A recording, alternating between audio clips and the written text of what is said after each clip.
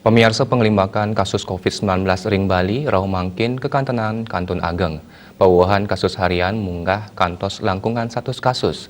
Netizen nureksain pemargin pilkada kedadosang silih tunggil pidabdab, mawawahnyane kasus COVID-19 inucap. Anutin data kantos tanggal 4 Januari war sekali tali selikur kuentenan kasus positif COVID-19 ring Bali, kantos langkungan plekutus tali diri. Raris pasien sanekena kantos langkungan 16 tali diri, utawi siodase koma kutus persen. Selanturnya nih indik pasien padem sangkaning COVID-19 ring Bali, kantos 503 dase kutus diri utawi kalih koma siodase 5%. Panincapan wilangan kasus anyar miwah pasien padem sangkaning COVID-19 puniki, janten nautin uratian saking krama. Panincapan Pinih Ageng memargi sesampun pilkada, miwah liburan Natal taler pengerah warsa anyar.